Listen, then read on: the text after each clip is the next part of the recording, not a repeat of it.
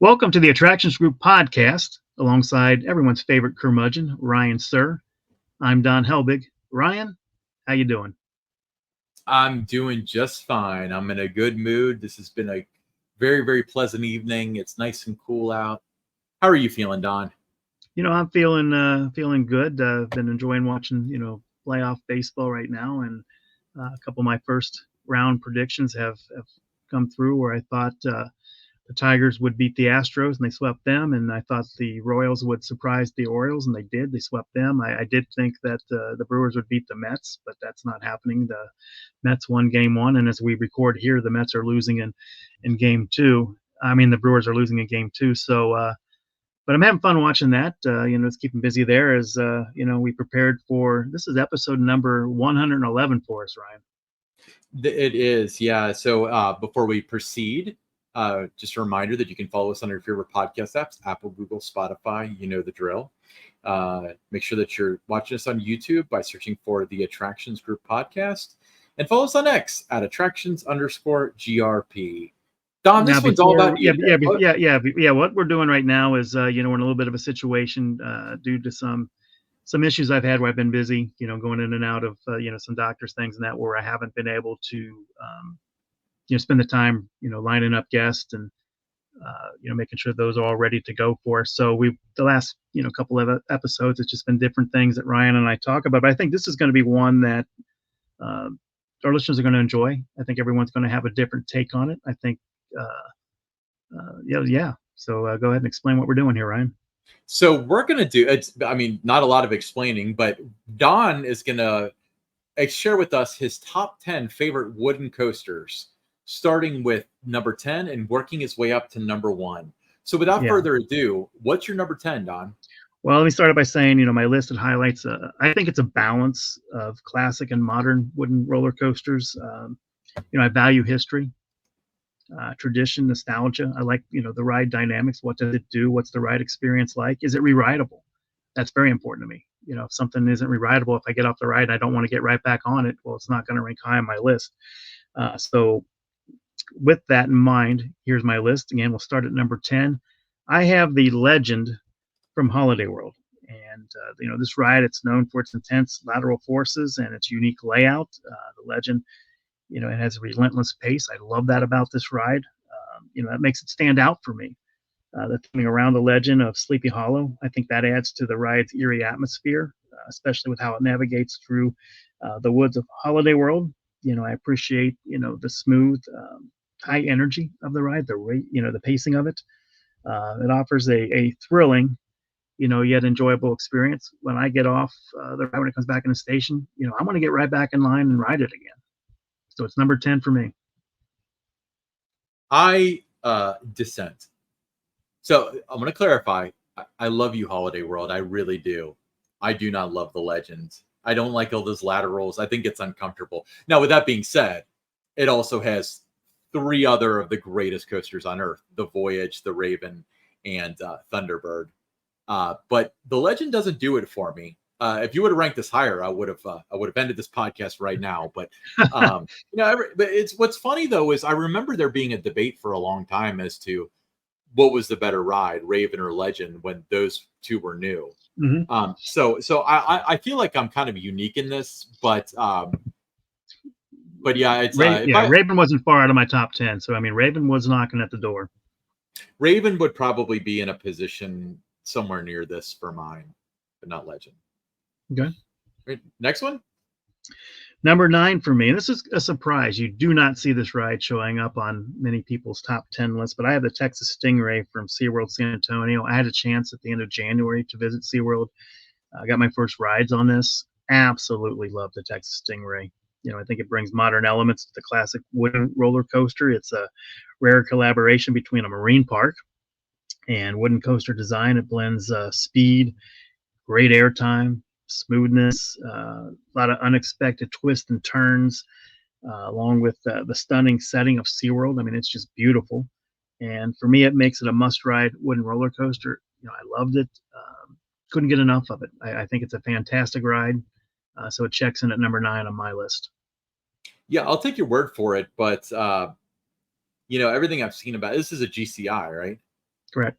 Yeah, so you can't go wrong with a modern GCI. Wonderful. Mystic Timbers, uh, Thunderhead, White Light. I mean, just so many out there that are just top notch. Yeah, a I lot of imagine, surprises for me on this. Yeah, I wasn't expecting it. I thought it would be, along the lines of a Mystic Timbers or Prowler, which were again just, those are great rides. But I thought this one was just, just excellent in every way. And I had the opportunity to ride it, before it got dark. So like a lot of great wooden roller coasters, two different ride experiences. There's the ride in the daytime where you can kind of see what's coming up ahead and prepare for it. Night, not a chance. I mean, it just it just takes over. GCIs do make great night rides because of the chaotic throwing your body around and stuff. Like it just adds to, the legendary way that those things feel at night. But anyway, number 8. Number 8, Ravine Flyer 2 at Waldermere. Got my first rides on that this summer. Summer of Donna's, went around the different parks. Uh, Loved it. I absolutely loved it. The coaster stunning setting with this dramatic drop overlooking Lake Erie and the terrain hugging layout of the ride made it a standout for me. The transitions between airtime hills and rapid turns, those are also highlights for me of this ride. For me, it ranks highly due to its unique combination of speed, airtime, and its picturesque setting. That was important. Just that setting that you have. Again, you see Lake Erie out there, so it provides both thrills and a scenic beauty that you just don't get that scenic beauty with every wooden roller coaster out there. But this one has it. Must ride. If you're a wooden roller coaster fan, you got to go check it out at Waldermere. Yeah, it goes over the road. I remember that being a huge deal when it first opened. Yeah, but it's relentless. From the time you leave the top of the lift until you get back to the station. I mean, it is nonstop action. Very cool. Next up. Number 7 is the Jackrabbit at Kennywood. An old ride. It's a classic. It's been thrilling riders for over 100 years, and with good reason. Jackrabbit's known for its legendary double dip drop. Phenomenal airtime there. I love the history of it. I like the simplicity of this coaster. That's likely why it resonates with me. As it delivers this incredible airtime and nostalgia. Its longevity and role in roller coaster history. Those are also other significant factors for me and why it makes my top 10 list at number 7. I love Jackrabbit, old school, like you said. I always enjoyed how you go down the hill, so like the physical like earth terrain hill, and the lift hill is like halfway through the ride. Yeah. I always kind of like unique. that about it. It's unique. It's special. You're riding something with a lot of history to it. So that just adds to the charm of the ride for me. Yeah. Next up for me is the Coney Island Cyclone, Luna Park, Brooklyn, New York. Legendary ride. So it's one of the oldest roller coasters, wooden roller coasters in the world. The Cyclone, it holds legendary status. Its aggressive drops and surprising airtime, makes it iconic. I just love how it feels, like a coaster from that bygone era. So if I try to ride it and imagine what coasters would have been like in the 1920s, 1930s. So that adds to it for me. So it's got those old school thrills with historic ride experience. It still holds up today. Obviously it does because it's in my top 10, but I have it at number 6. I visited Coney Island this summer, Luna Park, and just loved it. It's one of the highlights of my summer was getting an opportunity to ride the Coney Island Cyclone this year. Legend, wait for it, Dairy. That's right. Next up. At number 5, one of my all-time favorite rides. I kept trying to rank this higher, but I couldn't. But it's a Thunderbolt at Kennywood. It's got a unique layout, weaves in and out of a ravine, coupled with its surprising intensity. It makes it a standout coaster for me. Its legacy and the way it's integrated into the terrain, that adds another layer of it for me. That I appreciate that depth there that it has, and it just balances, the thrilling drops and the tight turns that really engages me in unexpected ways. It was one of the first coasters that I rode outside of Kings Island, my first roller coaster trip. Kings Island, Americana, or the Swordsville Lake, whatever you wanted to call it at the time. Those are the only places I'd been, until I went on my first roller coaster trip. And Kennywood was on that list. Idora Park was on that list. Chaga Lake was on that list. But fell in love with this ride. I thought it was a phenomenal night ride. Loved the trains. that old school look and everything to it. Um, can't get enough of it. I'm drawn to it, and Kennywood's 5 hours away from my house. And, when I wasn't tied up anymore working in the industry, uh, this became a destination for me. I got to get a season pass to Kennywood just for the Thunderbolt. And, it certainly was worth that investment. And, I loved every ride I've had on it the past couple of years. Yeah, it's definitely an underrated ride. Like, it is a classic, but it's also a really good. Oh, it's like Jackrabbit. I think Jackrabbit's actually more underrated because Yeah. when you think, name a classic Kennywood wooden roller coaster, Thunderbolt. Okay, easy. But Jackrabbit's 100 years old, and it's also a kids ride that's like super thrilling. So, these two rides, Jackrabbit and Kennywood, most people's list, it's going to, be somewhere in their top 20, but it's outside of the top 10. But for me, I can't leave them out of my top 10. I mean, they're that special to me. Yeah, I can see why. Next up is the Phoenix at Knoebels. Now, this ranks, number one on the Golden Ticket Awards for the best wooden roller coaster, has for a few years now. And it deserves that kind of ranking. It's often celebrated for its abundance of airtime. I mean, it's amazing. One of the best airtime machines out there. It's a smooth ride. And, I agree with all those consensuses that are out there about how great this ride is. I think what makes Phoenix special in a lot of ways is it's old school with the old buzz bars. I think that adds to the charm of it. You celebrate a little more freedom there during those airtime moments.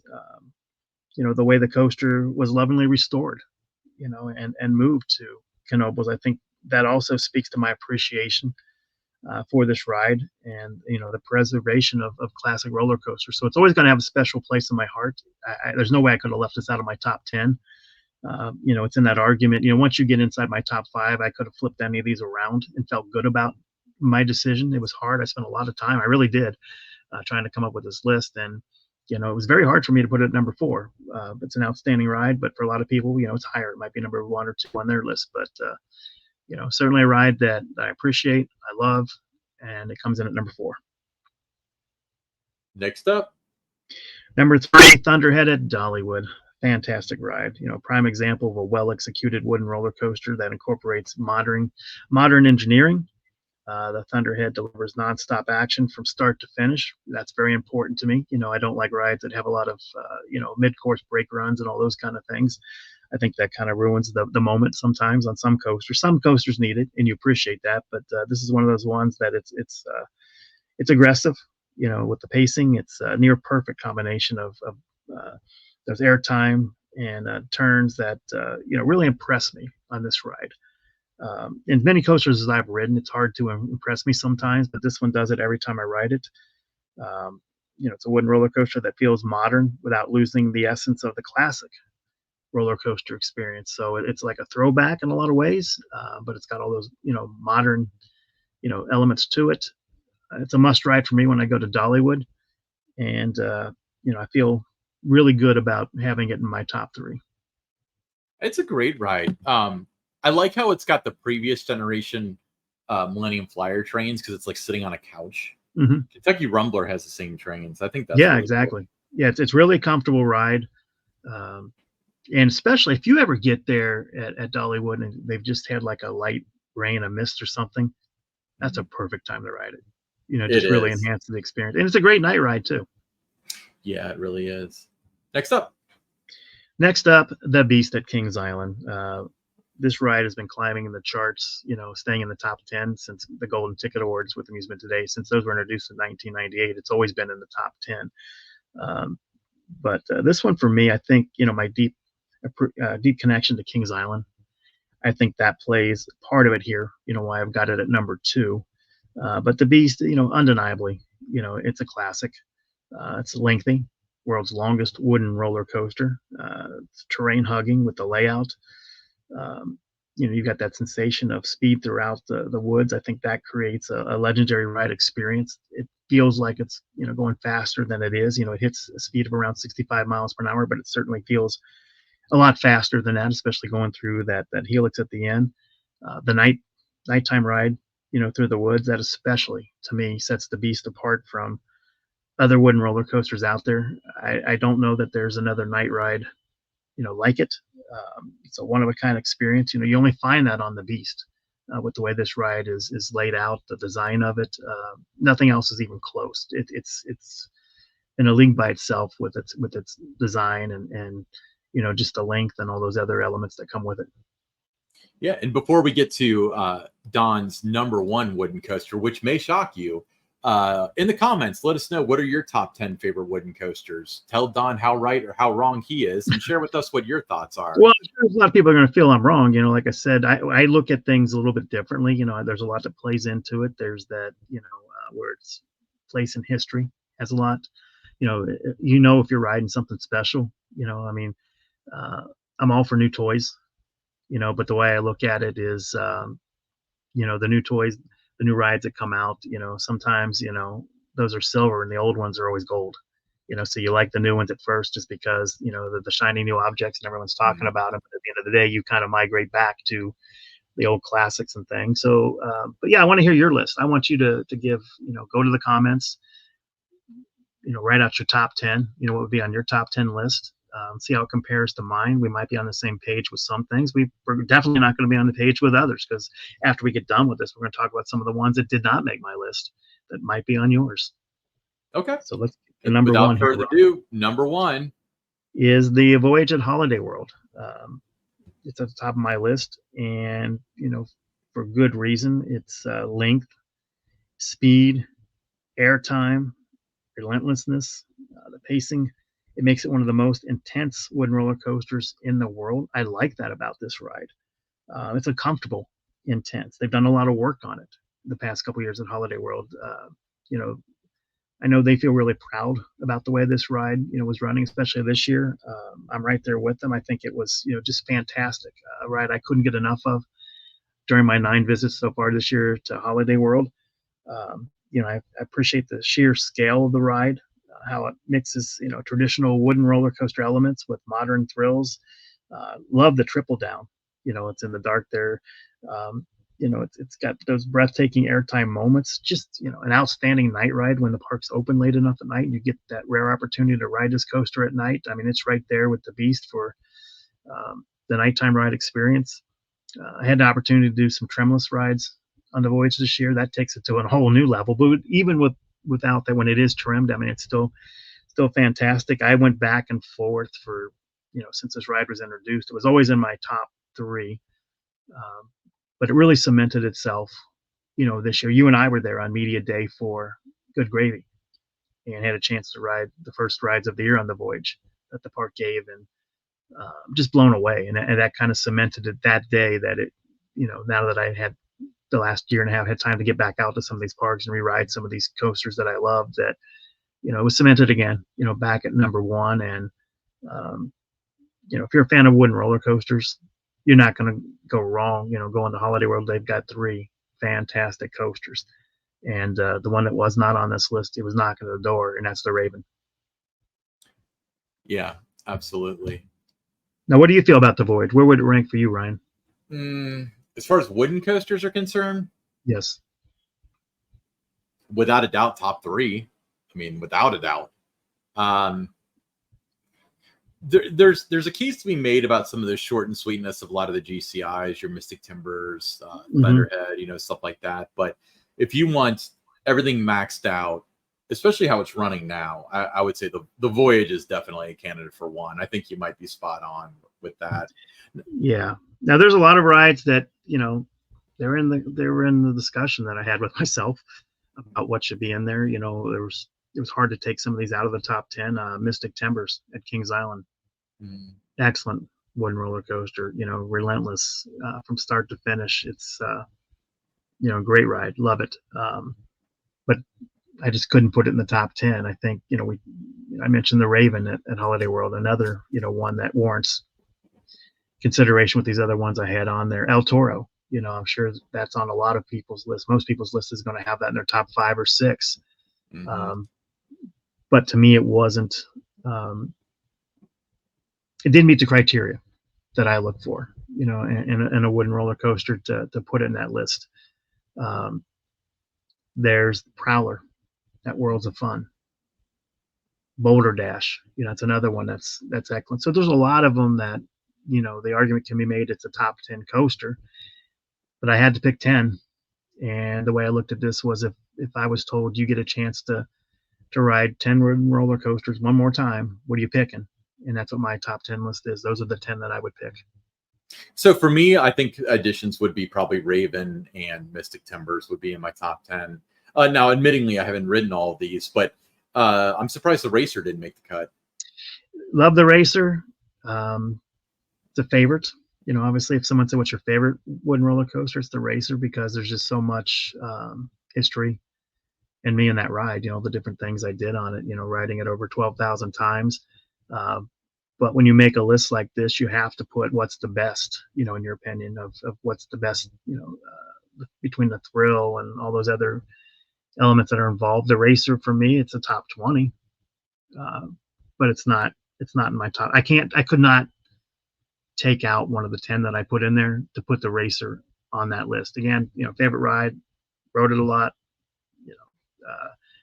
The Racer and I have had a lot of great times together, but it just did not make the list. I just could not put it in the top 10 just because I felt these other rides, especially if I was told I could ride them one more time, it doesn't knock any of these out of the box. And I do want to circle back to the Texas Stingray. I think that's a ride that I highly encourage anybody that loves roller coasters, especially wooden roller coasters, that has not been to SeaWorld San Antonio and ridden the Texas Stingray, to do it. I think you'll feel like I do about it, that it really, surprises you how good it is. So for me, it's amazing how good that ride is and how few, people talk about it. It does make, a lot of times that top 20, top 25 list, but it was definitely in my top 10. I mean, I was just blown away by it when I rode it back in January. Yeah, absolutely. So enough about wooden roller coasters. It's somebody's birthday today. No, it's not ours. Yes. No, not our birthday. Mine's coming up though. It is. So, yeah. So just send Ryan a private message, and he can give you some birthday ideas, some things that might be good for me if you're thinking about getting me a gift. But just kidding about that. Don't need any gifts. Just support of the show. But it's good grief. Charlie Brown, he's 74 today as we record this episode number 111 of the Attractions Group podcast. The much beloved comic strip debuted on this day, October 2nd in 1950. As we record this podcast, it appeared in 7 newspapers nationwide. So happy birthday, Charlie Brown. At least he doesn't have to worry about being 74. He's bald all along. Yeah, we model our hairstyle together. I mean, it was one of my idols growing up, so I figured why not take on that look as I became an adult. I idolized Snoopy and became a fighter pilot. I love the Peanuts characters. I really do. I think they're fun. They're relatable. I think, if you look at the different, you can find one of the characters and find yourself in them. So, I've always had an appreciation for the Peanuts gang. Yep. We've discussed our top 3. I stand by. I think mine are Snoopy, Schroeder, and Franklin. Those are my top 3. Franklin's an underrated character. Like him, I like Linus, Schroeder, and Charlie Brown, Snoopy. I mean, Snoopy's on there. You got to have Snoopy in your top 3. Anybody's top 3 has to have Snoopy. Who doesn't love Snoopy, right? It's funny because they really have 2 main characters, Charlie Brown and Snoopy. Like either of which could be the face of it. I think from the company, not Six Flags, but like Peanuts International, probably sees Snoopy as the main character. But I would argue that Charlie Brown is equally as recognizable. Oh yeah, very recognizable. Then I think after Charlie Brown, I think you're either, if you're taking out Charlie Brown and Snoopy, you're probably then looking at either probably Linus or Lucy would come to mind next. I would say Lucy if I had to rank them. Because little too bossy for me. Little too bossy. No. I'm not saying I don't like her. I think she's mean. But I'm saying, like, as far as recognize, like, the face of the company, the face that runs the place, I think it would be Snoopy, Charlie Brown, Lucy, and then I like Pigpen too. Think about your childhood. Every neighborhood had a Pigpen, right? Right. Well, Pigpen's a peripheral character, though. Like, you have to know the Peanut. It's kind of like Franklin. Well, actually, Franklin, I feel like really floated to the top a lot in the last like 10 years, especially with Kings Island and with the Apple TV stuff, because with the Snoopy or Charlie Brown or Peanuts or however they're marketing it series on there, they have like a Franklin origin story, but they also have a Snoopy origin story too, which is awesome because that's how you get to meet like Belle and Spike and like all of his brothers and sisters and so on. Happy birthday, Snoopy. All right, stick around. We got the pick six coming up next.